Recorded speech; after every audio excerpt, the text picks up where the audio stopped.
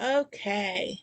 Hello, everybody. My name is Jennifer, and I run the Coastal Magic Convention that is happening in just a couple of days. So, yay for that. Hopefully, some of you watching this will be joining us in Orlando in a few days, and we'll get to have some of the fun times with all of our lovely author friends there. A couple of the authors that you see on the panel tonight will be with us in Orlando. A few others will not, which is why this is a Wish You Were Here panel, because we would love to have them with us at some point in time. Maybe we can make that work for some time in the future. But for right now, we are getting to chat virtually. And tonight's discussion is going to be about the Bubbaverse, which is something that I think is hilarious and I enjoy, but I know not everybody has been introduced to the Bubbaverse. So we are going to share a little love for the Bubbaverse tonight. The Bubbaverse is monster hunters and monsters and all kinds of shenanigans surrounding such things. So we are going to discuss that, how it became the Bubbaverse and what happens in the Bubbaverse and how you can find stories in the Bubbaverse. So we'll go through all of that stuff. It'll be a fun chat, I'm sure. I'd like for each of our authors to just briefly say who they are and what they write in general. And if you want to expand just a little bit on how you got interested in monsters as you are introducing yourself, that would be great too. And then we'll get a hold of John and find out how this whole Bubbaverse thing started. Why don't we start with Gail? We'll go to Eric and then JD, and then John will finish up so that you can get us started on Bubba when you're done. Okay. Gail? Hi, everybody. I'm Gail C. Martin and Morgan Brice. In fact, if you look at Coastal Magic, Morgan is attending, and I guess Gail gets to stay home. Ha. Not really. Anyhow, as That'd Gail, be a neat trick. that would be, wouldn't it? As Gail, I write epic and urban fantasy, some steampunk, some near future post-apocalyptic stuff. As Morgan, I write urban fantasy, male paranormal romance. There are monsters and monster hunters across all of those, whether it's medieval, modern day, future, romance, not romance. I've got monsters in everything because monsters. And I got into loving monster hunters because of Scooby-Doo. What can I say? I've been a Scooby fan all my life. That's fair. All right. I'm Eric Asher, and I write Steamborn, which is a steampunk series, and I also write some couple urban fantasy titles, including Mason Dixon Monster Hunter for John's Bubbaverse. As far as getting into monsters, I've always kind of enjoyed them, like even since I was a kid. And actually, one of my hobbies when I was a kid was collecting insects. Like I just loved catching them and then getting bitten by them and finding out what I probably shouldn't have been bitten by. That was probably a lot of fun for my parents. But a lot of people like think of those as monsters, and that kind of got me into like the folklore of Missouri that I grew up around. And there's all kinds of just completely bizarre critters in Missouri. And then of course, as I got older, you get into things, well, on the geek side, I got into things like Godzilla and kaiju and whatnot. So monsters have always kind of been there for me. Gotcha. I'm JD Blackrose, and I write sort of paranormal romance, urban fantasy, romantic suspense, and then a little bit of comedic fantasy and comedic horror. So for the Bubbaverse, I write a character named Jess Friedman, and I wanted to write her because I had been reading all the Bubba books and just had this idea for a really different kind of monster hunter. Most of the monster hunters that you're going to see, in fact, all of them that I can think of, we use big guns and don't have family, like they're not married with kids. And I said, what would happen if we had a monster hunter who was married with 3 children and didn't use guns because she didn't want to keep those weapons kind of laying around the house with a 3-year-old. So I decided to do something different, and I said, John, I have this idea. And he was like, okay, I'm game. Let's see where you go with this. So how did you get into monsters to start?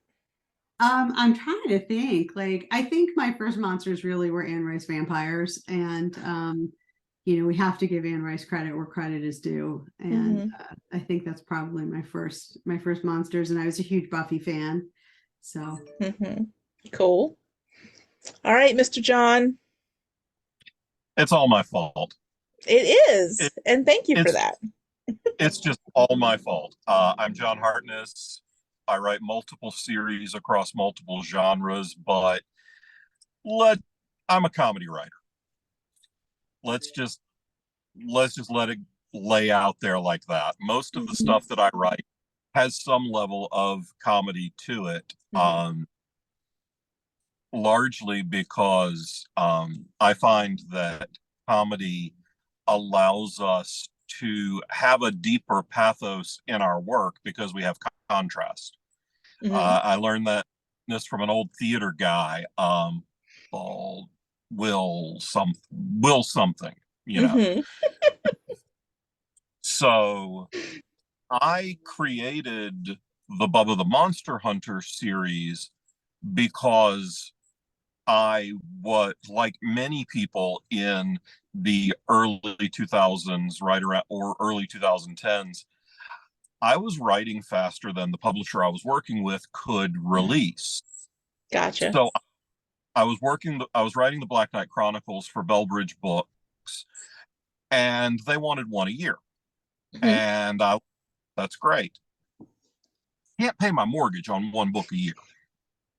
And this is how I feed my family. So Right. I created a separate intellectual property, Bubba the Monster Hunter, because I thought it would be funny if this giant redneck was just running around blowing stuff up and hunting monsters.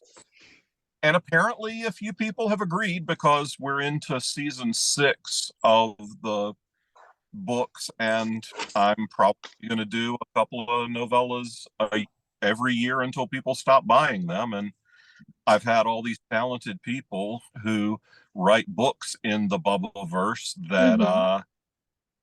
take some of the load off me because they can create the lore and look up the weird ass monsters. Yeah, Mhm.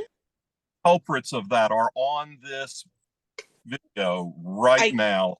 You Yep. know who they are.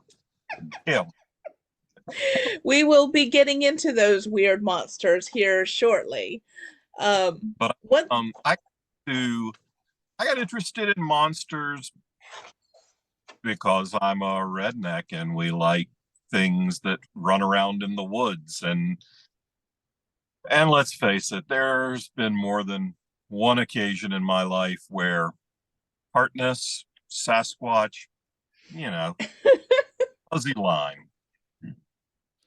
Oy, But oy, interesting oy. enough, you're partially to blame for the Bubbaverse. Okay, that's Yeah, a new story. You and I have talked many times, and you've never blamed me before. I said partially. One of these other conventions that you are frequently part of, Hmm. this large party in Atlanta every I'm Labor actually Day wearing weekend. a shirt from such thing right this moment. Well, I was on a panel in the urban fantasy track in the Weston, Hmm. and Eric Asher and Gail were both on this panel with me. Hmm. And as we're leaving, I don't remember if they were both walking out and going down the escalator with me, but I know Eric was. Hmm. And I thought, you know, I created Bubba as the Southeastern regional monster hunter for the Holy Roman Catholic Church. That kind of dictates that there are monsters from other regions. Right.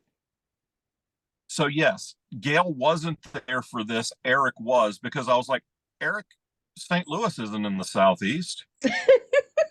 And Eric's like, your grasp of geography is flawless. You're correct. So I said, hey, why don't you write some Monster Hunter novellas for me? Okay. Hmm.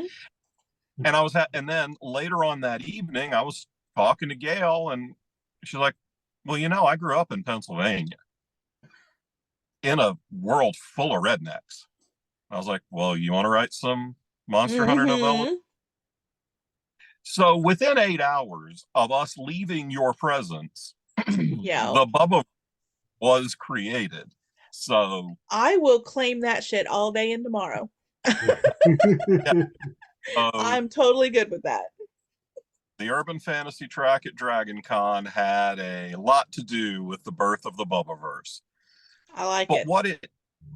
what these expanded universes have allowed me to do from a publishing standpoint is Falstaff Books came right out of the gate with a lot of releases in fairly, and a lot of the people that I've been fortunate enough to work with are of a level that is higher than a startup independent publisher should be able to land. I Gotcha. shouldn't have to start my first year with some of the people I was able to work with because they're my friends and everybody has more ideas than any other press can handle. So what the Bubbaverse and the Quincy Harker expanded Harkerverse have allowed me to do is not only draw in solid mid-list and best-selling authors, award-winning authors to help in the early days. It helped legitimize our press. Right. Other thing it has done is it has allowed me to work with unpublished but skilled and talented newer writers and let them get a little of the rub as the wrestling business. It's, you know, it used to be when the WWF thought somebody was going to be a big star, they'd put them with Hulk Hogan and sprinkle a little Hulk dust all over it. Yeah. So what I'm able to do is sprinkle a little Bubba dust on some new authors or just authors who haven't gotten the exposure that I felt like they deserved. Right. So served a multi-pronged purpose. It doesn't just let me make money off of the backs of creatives. Right. Not for that too. Yeah. I think it's a mutual admiration society that's going on over there. So I don't think anybody minds. So you mentioned something, and this actually, I had forgotten about this in my question. So I'm glad that you mentioned it the way you did, because for anybody who's not familiar with the way that the series is put together, you mentioned the word season. So why is it that you refer to things as seasons? Well, some of us on the call may or may not have watched a couple episodes of Supernatural.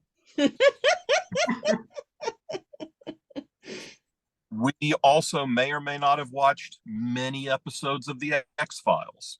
Both of shows and Buffy, obviously Joss Whedon is a big inspiration to my work because he, Jim Butcher, and I rip Jim off for a living.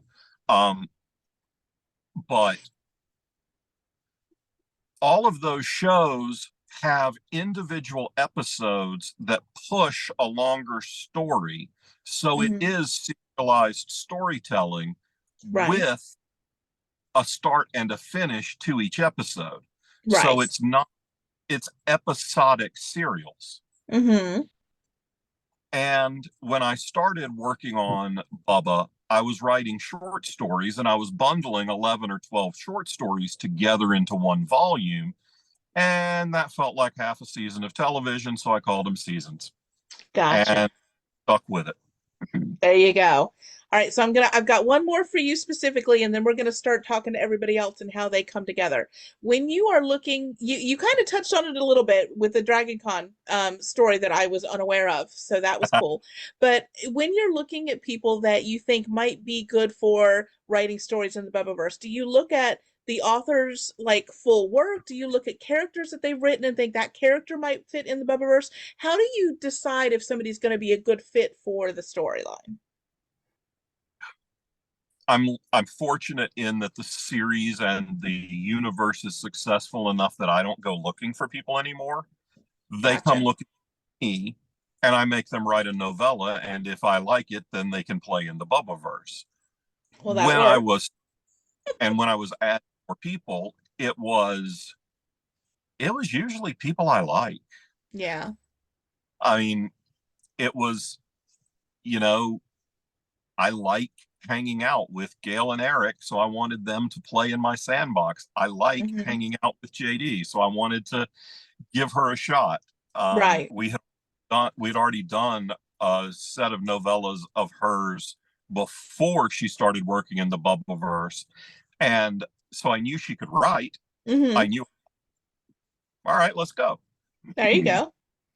All right, so let's start with everybody else. How Gail, JD, and Eric, what was it about the Bubbaverse that intrigued you, that made you want to write in that world to start with? And how did you come up with the characters that you did that you thought would fit into the world? Gail, you want to start and we'll kind of move from there? Sure.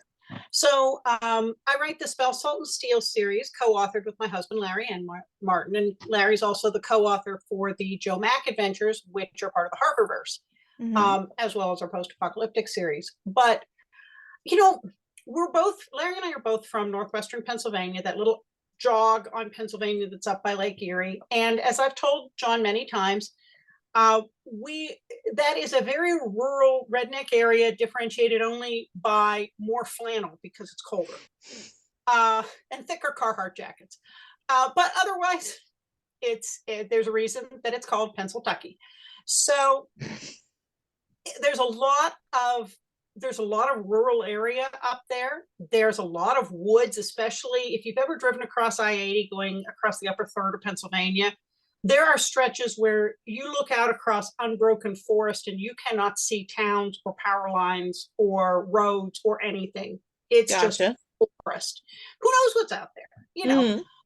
It's no longer virgin forest. It's been timbered, but it's been regrown so long ago, and it's largely owned by, I think, coal companies and timber companies. That Hmm. stuff could be out there, and You nobody's just going to never say, know. Hmm. yeah. And there were a lot of urban legends that I had grown up with hearing, and so I pitched John on, hey, how about this guy who lives up in northwestern Pennsylvania, and he hunts all these really crazy Pennsylvania cryptids. And so John Hmm. has always said that Eric and I are kind of neck and neck with coming up with the weirdest cryptids that Hmm. he's dealt with.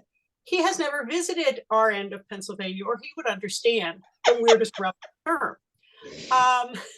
But yeah, and it's just been a lot of fun writing in the area that we grew up in and lived for many years, and getting to see it through new eyes. So Hmm.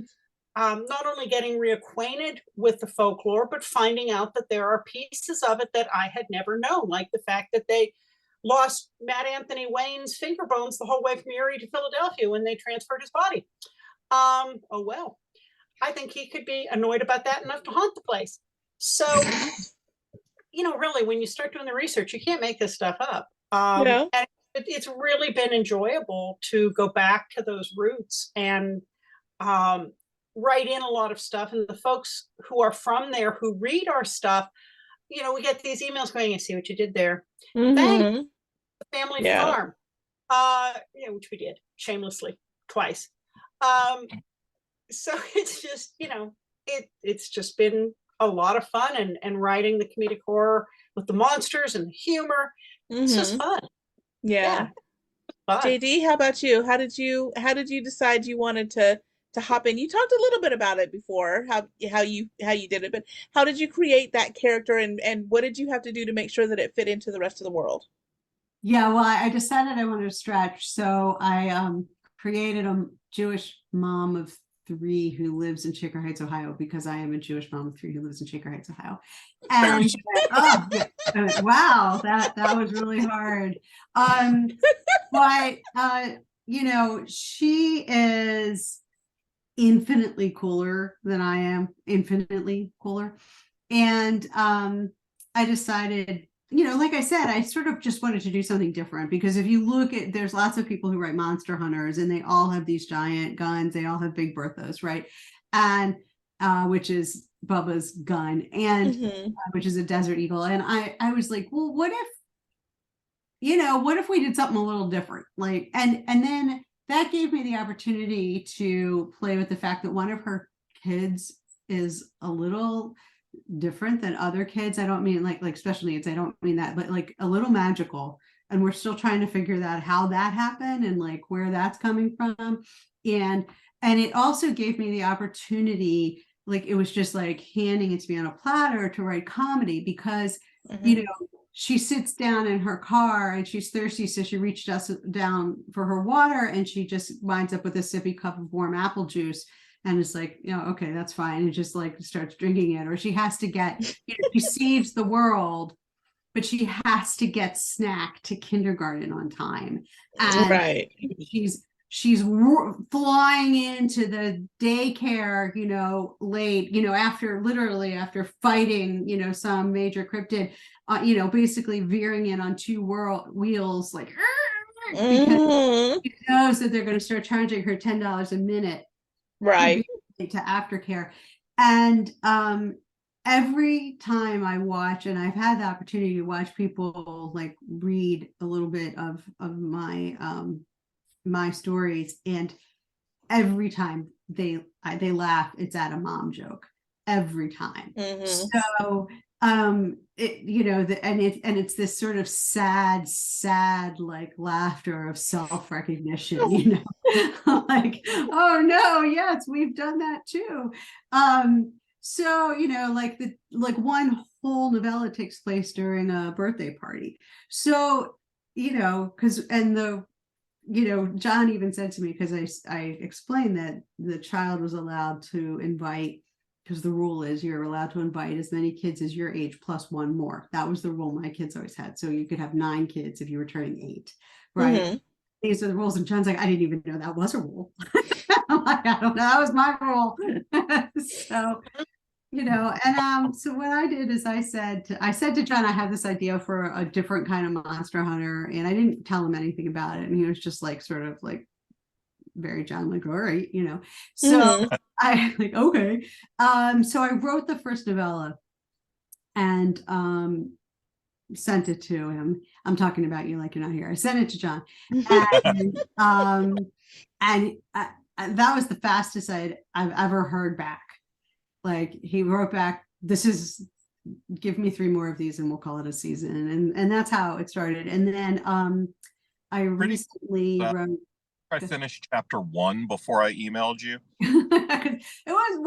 We knew we had something, like it was just like how is that gonna play out? And then I was able to recently write a Jess story for an anthology, not related to Falstaff, but just using the character in an anthology called Never Too Old to Save the World. And that's cool. Yeah, because the people who were doing the anthology asked me to be in it because I had this mother character, you know, it wasn't like a teenager, you know, chosen one. It was this mom who had to fight a Jidra, which is a omniscient like talking plant from India. So I, like, as one does, I wrote a story. Yeah. And so that guy, I got to play with her for something like that too. So I'm hoping that when people read the anthology, they get interested in this character. That's cool. That's cool. Jennifer, can I just say that while some people have desert eagles and big ass guns, and Mark Boychuk never has the right weapon. He a monster with a carp, as in fish. And one other notable was when he used a deer jacklight and the disco ball he borrowed from the local firehouse to slay a lamia, but he had to return the disco ball to the firehouse the next morning because they needed it for the dance Saturday night. So you know, he makes it up as he goes. You do what you got to do, right? Yeah. All right, Eric. A grenade launcher, though. That was when he got the spy, the ghost of the Nazi spy, off the water tower at the abandoned TNT plant with a grenade launcher filled with balloons filled with salted holy water. I remember that. Yeah, I mean, you're not going to forget a grenade launcher. Probably not. Probably not. Okay, Eric. So how did you come up with the stories to build into the Bubbaverse? So there's a couple different paths that landed me on that. My family has had property in southern Missouri for a long time. And so there's a lot of like what people would consider backwoods folks that we've known over the years, and they are like deeply rooted in some weird stories that like the good old boys tell around the campfires. Mm-hmm. And it got me to doing some research on like just weird folklore stuff. And this was actually before John had approached me about this. And when he did, I was like, oh yeah, I got monsters for that. That's awesome.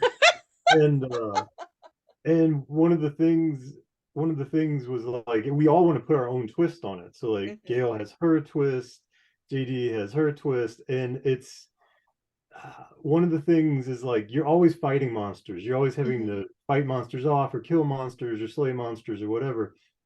I'm like, I want to take a different approach.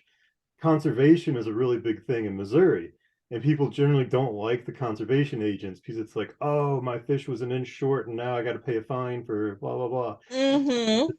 You hear folks complaining about it all the time. I was like, well, what if we had a cryptid conservationist? Like, yes, he still has to hunt monsters, he sometimes still has to fight them, but he also wants to do his best to relocate them and protect them. Right. So not only do you have this monster hunter doing that, but then you find out that there's also like a refuge for them that's an apple orchard where they're kind of hidden in a bunker, and it's completely off the wall. Mm-hmm. I love it. I love it. That's fantastic. Let's also, I tried to put little Easter eggs in my stories that refer to other monster hunters. So like I actually have a thing in one of them that says, you know, I'd rather fight this and this, or even a Garrow if I had apples, right? Which is, you know, completely from Eric's story, and it makes no sense whatsoever. Like it will just wash over you if you haven't read Eric's, but if you have, you're going to be like, oh, this is the same universe. Like it Right. makes sense. And since my monster hunter doesn't use guns, she only uses like things she can find in the back of a Toyota Sienna minivan, like, you know, sports equipment and stuff. So, Mm-hmm. you know, it leads like Gail was saying, it leads sometimes to, you know, a little bit of chaos because she has to use spray and wash, you know, to fight a demon because it hurts if you get it in your eyes. Right. So like things like that. So yeah. So but it's fun to refer back and Yeah, forth. That was actually one. I'm sorry. Go ahead, Eric. the referrals are a lot of fun, and then one of the main ways that I ended up tying the story directly into Bubba is like guest appearances from Bubba, which are just Mm-hmm. the most fun to write because Yep. the polar opposite of like the cast that I'm working with. Mm-hmm. You know, it's like, yeah, Bubba, can you come save our butts because we're in trouble? Yep. and Bubba's Sorry. like, all right, I get it. And But yeah, my I plan. anticipate Bubba has your voice too. Oh yeah. Mm-hmm. Oh yeah. And I do a little of that as well in some of the Bubba books, and in the one I'm currently working on, the epilogue, my plan is for the epilogue to be Bubba heading to Missouri. There we go. This is one of those situations where it's not the monster's fault that it's doing what monsters do. Right. Doesn't really deserve to be shot. Right. Oh, Bubba's going to have to be the conservationist for a change instead of just the guy who goes in and blows everything up. Right. Well, that was one of my questions is how much do the stories actually interact with each other? So a couple of you have kind of touched on it. Gail, do you have any of your stories building into the way the other ones are put together?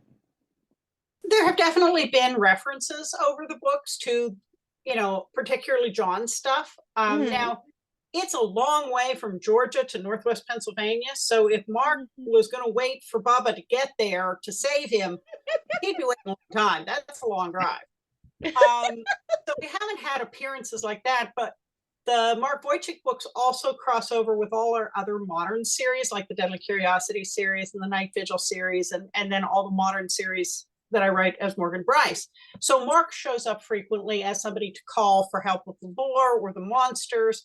Mhm. And like Travis and Brent from Sons of Darkness show up in some of the Spell, Salt, and Steel books. So there's probably been more crossover with our own series than cross through the Bubbaverse, but I am always up for a good reference. And that, you're right, that's fun. That's fun to write as an author. It's also a lot of fun to come upon as a reader and just find those little Easter eggs and know they were left there for you. So yeah, it's a good thing I are friends, because there's been a lot of IP crossover in our worlds. Yes. I had Quincy Harker in one of those novellas. I had him go to the antique store from the Deadly Curiosities series. Very cool. I don't remember the specific reference, but I know there was a reference at about the same time in Deadly Curiosities to, we'll talk with our guy in Georgia about that. Something like that. Yeah. That's funny. I know Eric and Gail, I think, both started a little bit talk about the research. I wanted to ask about what kind of research you actually do into A, different kinds of monsters, or B, the area of the monster, before you write your stories, and how much of it is just complete wild imagination. I think Eric and Gail started talking about it, so if one of you two want to expand upon anything else, and then JD and John can finish up. I always start a new book by looking at ghost stories, urban legends, and haunted places in that town or area, because there are usually things I couldn't make up that are going to be perfect for that. Right. So many times I found that, or I found enough of a kernel in those stories rooted in the real place that I can work with that. I can twist it a little bit. I can take some editorial license. So I do the websites for urban explorers and paranormal investigations. And there's a terrific site that catalogs all of the abandoned asylums, mental hospitals, sanitariums in the whole. But that's a fun reference. It is. It gives you all kinds. I've used a whole bunch of places from there. And that's kind of my start place. And if I get stuck at some point because I'm not sure, I'm missing something, I go back and look up more ghosts and monsters, and inevitably I find whatever little tidbit gets me back on track. So yeah, Google is your friend. Yeah. And I have a ton of books that are all monsters of this and monsters of that. And yeah, I have aside from my search engine history, which is definitely, questionable, my personal library of books would probably indict me right there. Gotcha. Eric, do you have anything else you want to share about your research before we go to JD or John? Sure. Yeah, I do a lot of research for my Vesic Urban Fantasy series, which led me to people like Lady Gregory, who used to catalog a lot of mythology. And it got me wondering, like, well, do people do that for like local US folklore too? And it led me to a guy named Vance Randolph. And a lot of his books went out of print, but I was able to find some on like some collector book sites and actually get my hands on those, which gave me access to stories that I hadn't even heard from my family or other like rural Missouri folks that I had talked to. And that in turn led me to other authors that he cited, and it was just like down the rabbit hole for, 15 volumes deep. And it was just so literally the weirdest stuff that is in the Mason novellas is straight out of Missouri folklore, and there is some bizarre things in there. Gotcha. So have any of your way back ancestors ended up as a character or story in one of your stories? They really haven't. Oh, okay. Yeah. I was like, are we crossing over into autobiography here? Yes, pet hinge-tailed bing buffers. It's a thing. All right, JD, how about you? What kind of research do you go through? Well, I mean, for me, like the very first one, the very first novella in the series, I really just started with the question of where do moms spend a lot of time, and that's the zoo. So I had a big map of our local zoo, the Cleveland Zoo, like sitting there showing me. I mean, not that I didn't already know I can walk the zoo with my eyes closed, but I like wanted to make sure I already knew where the where the waterfowl park was in relationship. This was very important to the gorilla enclosure. Right. And I sort of asked the question, like, well, if someone gets bitten by a were thing, a human turns into that were thing, right? The werewolf. But what happens if a were thing bites a gorilla? And I decided that was a question that needed to be posed. So yeah. And stuff. So, I sort of just play with things like that. So, and then I based a lot of stuff around like her local neighborhood and her house, because that's where kids spend a lot of time in the backyard. Right. So things just sort of had to come home. And I had you meet this one bad guy along the lines of what John was explaining about it being like a little bit like the X-Files, where every novella has its beginning, middle, and end, but there's an overarching story arc. So right. For the four novellas, there is an overarching story arc. There's a bad guy that we have to like learn a little bit more about, and who plays a role in everything. So very cool. So then we did. So did you have to go into the science of what happens when a were creature bites an ape, like? Or did you just luckily figure it out? That had not been a situation that Bubba had encountered, because I got to make that up. But there you go. I did have a situation in the very last novella where I had my vampires blink out, and John's note to me was, vampires can't do that in the Bubbaverse. They can move really fast, but they can't blink out. And we have to keep that consistent, because it's right. John's playground and we're just playing in it. Right. So he gets to make the rules. So I had to just change that a little bit, because they can't just disappear. There is a reason that I am the editor for the vast majority of the Bubbaverse. The Bible for what monsters can and can't do largely only lives here. And JD is not the first person I've had to send the note of, vampires can't do that in this universe too. Right. I've done it to a lot, because I stole my bits and pieces of vampires from a bunch of different places, just like everybody else. Yep. So, Charlene Harris here, a little Anne Rice here, a little Bram Stoker here, like a little Gary Oldman with a butt on his head here. Poor Gary Oldman. All right, so your turn for the research question. What do you use as research or inspiration? Wikipedia and Google Maps. I write a couple of these a year, so when it's time to write a new Bubba book, I'm like, okay, I need a monster. Wikipedia. That's fair. This story arc is coming off of a big crossover with the Bubba and Harker books. So such a big event, this season is tightening way down to focus closely on Bubba and his core family of characters. So it's returning more to the Monster of the Week style novella, as opposed to essentially a serialized novel. So what I do, I just do silly stuff, and if it makes me laugh, it's probably going to stay in. I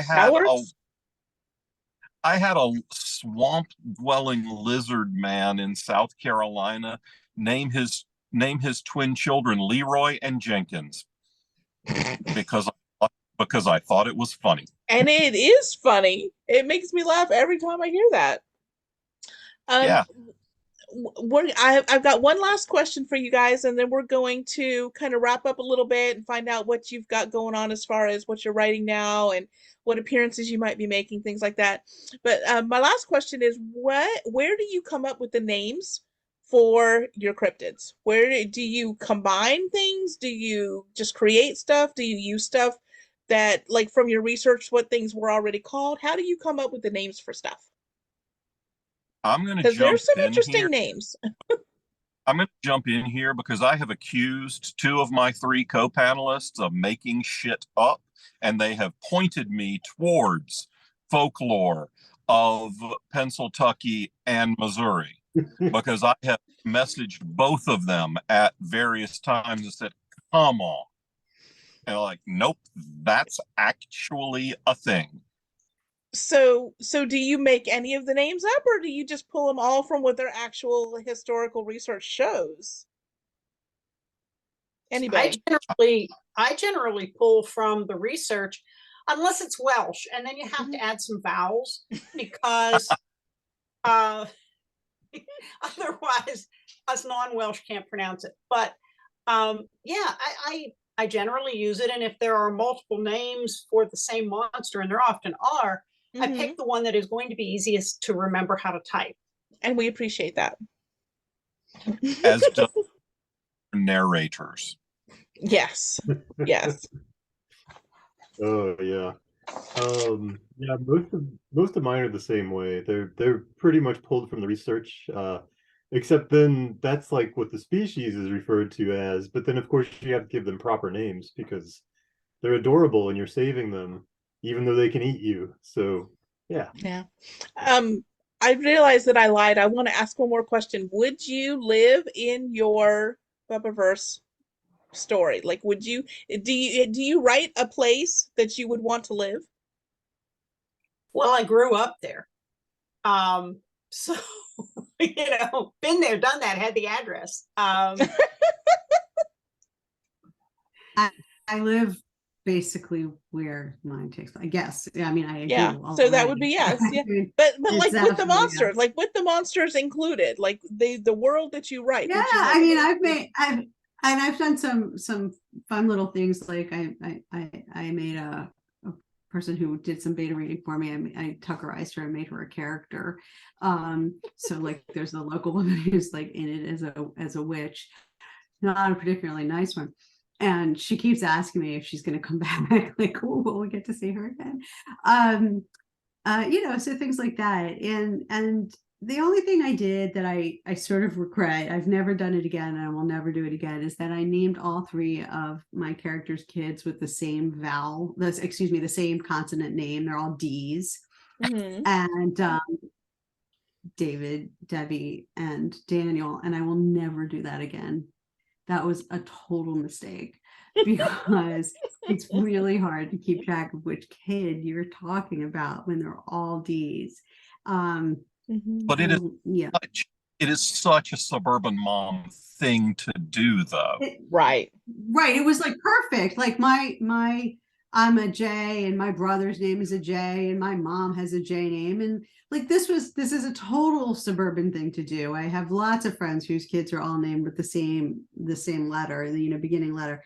But from a writing standpoint, it's a bad decision. I will never do that again. What about Eric or John? Would you guys live in the world you created? Sure. I mean, well, so on the one hand, I'm a redneck. I got a shotgun. I'll live anywhere. On the other hand, the Bubbaverse is actually a closed universe. The monsters try to stay hidden. Right. It's not True Blood, Right. They're not out in bars openly being monsters. Right. So, hell, for all we know, we might be living. I was going to say, you might already live there. I can point to some monsters on any day's news coverage that are both scary and more ridiculous than anything any of us have ever written. Actually, in a serious note, that's the key thing about the Bubba universe that makes it so particularly Bubba is very funny, and I think all of us try to capture that humor. But the thing that makes Bubba better, I think, than a lot of Monster Hunters, and the reason I wanted to write in the universe, is that it's always that the biggest monsters are the people. And the monsters are far less monstrous than the human beings in the world. And as John said, monsters are just doing what monsters do, right? But human beings have choice. And so I think that's a really important thing that makes it special and more delightful, and I think indifferent than other Monster Hunters around there. I agree. One of my of the first Bubba shorts was when he was hunting a chupacabra. And it was my favorite, not only because I went through the entire Taco Bell menu because Bubba couldn't remember what a chupacabra was, but also because when he found the monster wasn't being monstrous. The monster was slaughtering animals so that the monsters didn't kill people. So how are you going to shoot somebody for deciding not to be awful? So yeah. Yep. And that's something that Eric does a lot in the Mason-Dixon books with the theme of cryptid conservation. Right. And that whole thing. And Gail as well in some elements of the Wojcik books. A lot more of it is moving the monster, right, getting it away from people. So it's as much the Bubba the Monster Rescuer universe as it is. Yeah, and it's as much for protecting the monsters as it is for protecting the people. So, well, look, Thanos was right. Well, one of the things that's been a lot of fun also, because Mark Wojcik is in a very different section of the country than Bubba, is bringing the local color into the books, where I try really hard to make sure with all our books that wherever they're set, the same story couldn't happen the same way anywhere else, because so much of the local stuff has been pulled in. Right. So, I write what I know, and the area I grew up in is heavily Polish, heavily Hungarian, and Italian and Catholic. There's a lot of that in the Mark Wojcik books. I did pick a short name instead of some of the other possibilities because I didn't want to remember all of those letters. And I figured John would be happier with me if the name wasn't 20 characters long. But I went to high school with all those folks. So the foods and the kind of worldview of that area, I try really hard to bring in, and some of the latent mafia connections, because Northwestern Pennsylvania, hello, this stuff shows up because that's what I grew up with. That's what was there, and it makes it rooted in that place. So, and that for me is a lot of fun. Gotcha. Eric, I think you're the last one. Would you live in your Monster Hunter world? Probably. It's a really interesting question because there's several folks that I've met over the years that literally think we do live in that world. Like they're like very serious cryptid hunters that live in Missouri. And I had a couple groups reach out to me after we had the Ozark Howler episode come out. And they're like, well, how much is your description of the Howler based on like what you've seen in the woods? And I'm like, it was fascinating. It was just fascinating talking to these guys. But they're like really avid like Sasquatch hunters and Ozark Howler hunters. Like not like hunting them to like, hunt them, but hunting them to like prove they're real. Right. It's a very interesting group. That's amazing. Down here, if we're hunting anything that big, it's to eat it. Yeah, I mean, Jess, my main character is not nearly afraid of the monsters. She's really, really scared of the other moms, like the PTA perfect moms who, like, you know, do That's everything right. Mm-hmm. And she clearly doesn't. So, I mean, she has this whole like thing where she, in the beginning of one of the novellas, where her son begs her to go on a field trip and to chaperone a field trip, and she's just terrified of doing that. And her rabbi actually has to give her it says, go with your son, like, Mm-hmm. you can do this, you can. She's like, but I don't want to. It has nothing to do with any monsters you might. It's just the PTA sweater set moms that she's really scared of, you know, Yeah. who sniff at her because she's, you know. one of the most fun things for me as a creator of what's now a shared universe has been watching the little personal bits that everybody brings in. The PTA moms are my favorite thing in the Jess books because I don't have kids, so all of that's completely foreign to me, and they are terrifying. Right. Scary Mark, people. Mark the Scooby Gang is great, and you know, Mason being a YouTube celebrity to mask the fact that he's really hunting real cryptids. Mm-hmm. I love all of that, and it's stuff that I never considered when I'm writing the Bubba books because it doesn't work for Bubba. Right. But in the universe, all of these things happen, and they're these lovely little things that add such texture to the characters. Right. I've heard that their suggestion has been made to have a Bubbaverse barbecue meetup, a novella where all of the characters come together for some purpose, a barbecue or some other purpose.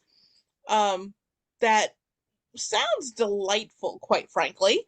So I don't know. Oh, I just want man. to drop that little pebble in a few more little minds. I know. I have not heard that. That would be hilarious. Yeah, that's been in conversation with a couple of authors on the panel previously, but I'm always willing to kick that pebble into the backs of a few more minds.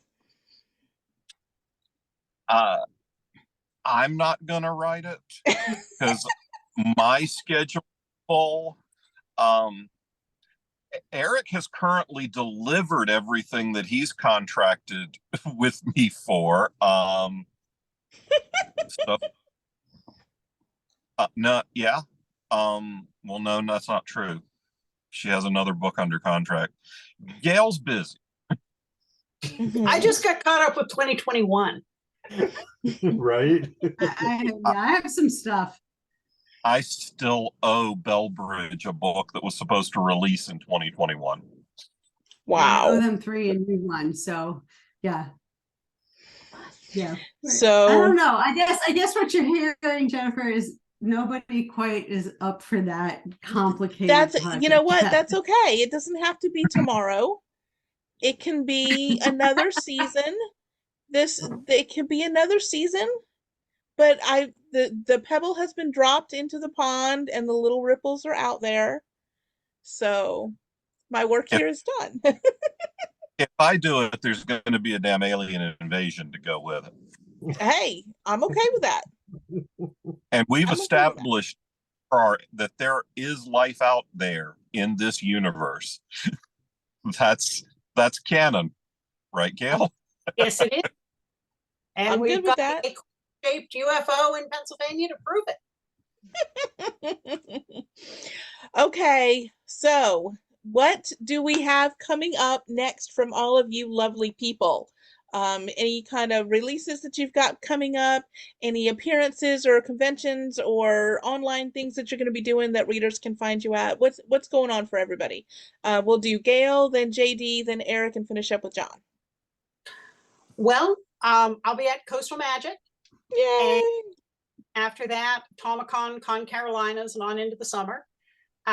For John, we have the Joe Mack Adventures Volume 1 collection coming out at some point soon here. So I'm looking forward to that, the collection of the first 4 Joe Mack novellas.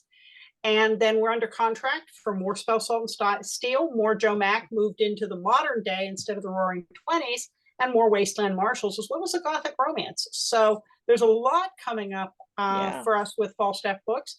I just have to get caught up now to 2022. I believe in you, Gail. You can do it.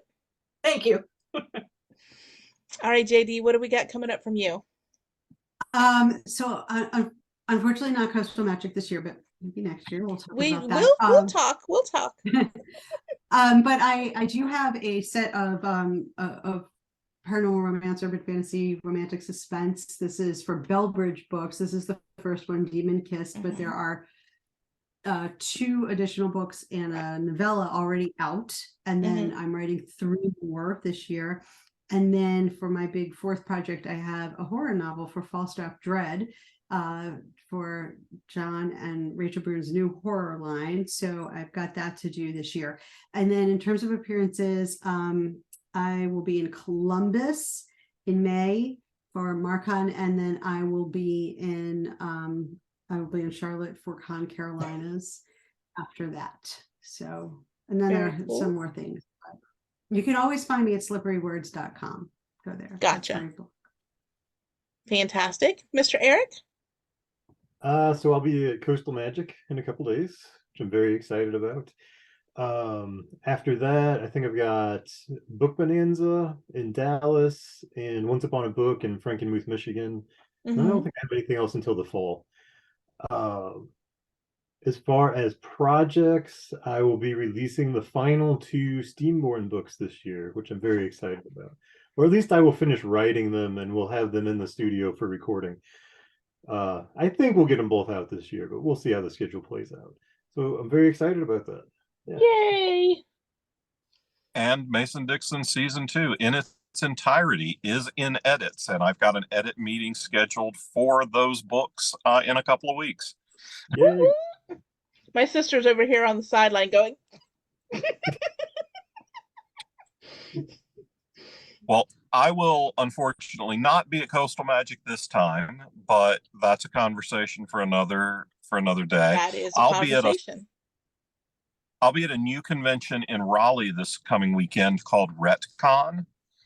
Okay. Shortly follow, if you are a writer or you want to be a writer and you think that Gail and I and Jonathan Mayberry and Sherilyn Kenyon and AJ Hartley are the kind of people that you would like to learn about the creation of genre fiction from, then you should join us at Saga, the genre fiction writing conference in Winston-Salem, the second weekend in March. Gail will be on faculty. I will be teaching. Misty Massey, Jonathan Mayberry, and Sherilyn Kenyon are our guests of honor this year. And that is my next massive anxiety and alcohol-inducing project.